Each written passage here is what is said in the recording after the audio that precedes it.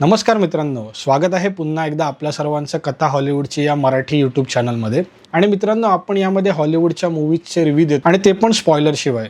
तर मित्रांनो, तुम्हाला तर माहीत आहे, नुकताच अवतार 3चा म्हणजे अवतार फायर अँड ॲश हा पार्ट रिलीज झाला आहे आणि मला तो मूवी आज आयमॅक्स वडाळ्याला बघायची संधी मिळाली.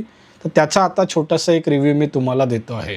तर मित्रांनो, आज मी हा अवतार फायर अँड ॲश हा मूवी बघितला आणि तो एकदम थरारक आणि एकदम एंटरटेनिंग असा एक्सपिरियन्स होता. तर मित्रांनो, हा मूवी बघताना मला एक गोष्ट जाणवली, ती म्हणजे इतर अवतार मूवीप्रमाणेच आपण हा मूवी बघताना जेम्स कॅमरून यांच्या इमॅजिनेशन म्हणून तयार झालेल्या पॅन्डोरा या ग्रहामध्ये आपण पूर्णपणे हरवून जातो. म्हणजे आपण मूवी बघत नाही आहे, आपण जणू काही या पॅन्डोरा ग्रहावरच आहे असा आपल्याला भास होतो. आणि मित्रांनो, तिसऱ्या भागाची खासियत म्हणजे या भागात एक वेगळी ॲशवाली आणि फायरवाली क्लॅन दाखवलेली आहे, ज्यांची हेड ही वारांग असते आणि ही जी वारांग असते ती इवा या देवीला मानत नसते. आणि मग पुढे जाऊन जॅक सुलीच्या फॅमिलीला कर्नल क्वाड्रिच आणि वारांग या दोघांना मिळून कसा सामना करायला जातो हे आपल्याला या मूवीमध्ये बघायला दिसतं. अजून एक महत्त्वाची गोष्ट म्हणजे जर आपण बघितलं तर पार्ट 1 आणि पार्ट 2चं आपल्याला एवढं कनेक्शन दिसत नाही, मात्र पार्ट 3 आणि पार्ट 2चं पूर्णपणे कनेक्शन आपल्याला या मूवीमध्ये बघायला मिळतं. म्हणजे आपल्याला खूप वेळा असं वाटतं की आपण पार्ट 2चा एक्सटेंडेड व्हर्जन बघत आहोत.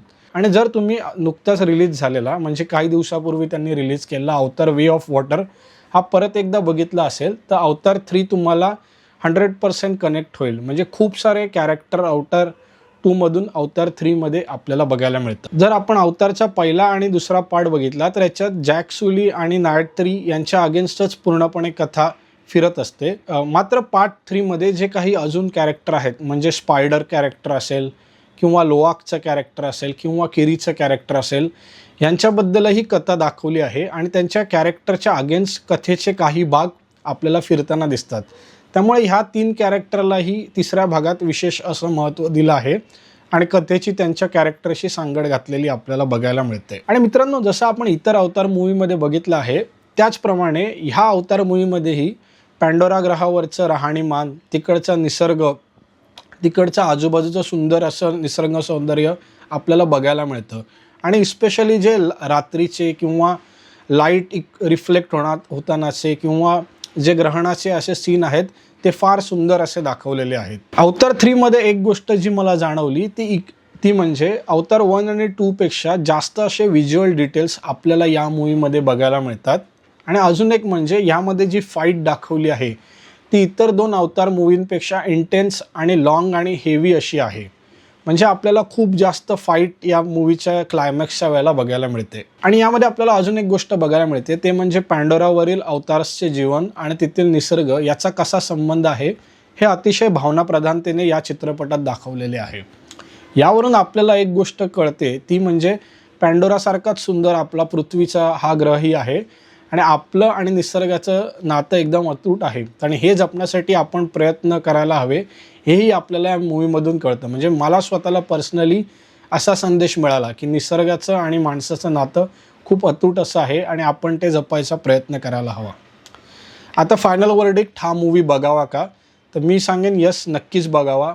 जेम्स कॅमरून यांनी घालवलेली इतकी वर्ष, त्यांची अफाट कल्पनाशक्ती आणि ज्यामधून हा मूवी तयार झाला आहे, म्हणजे असा मूवी फार कमी बनवला जातो. म्हणजे कितीशे वर्षातून असे मूवी बनतात. त्यासाठी अवतार हा मूवी तुम्ही नक्कीच बघायला हवा.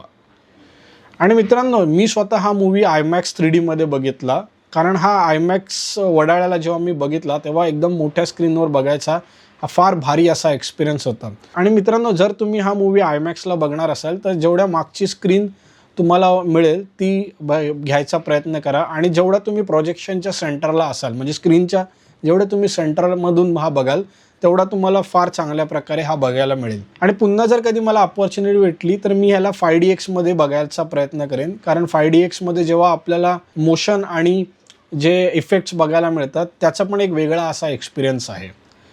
आणि मित्रांनो, आता मी एक बोनस टिप देतो. ह्या मूवीच्या मध्ये इंटरव्हलमध्ये आपल्याला ओडिसीचा ट्रेलर बघायला मिळतो.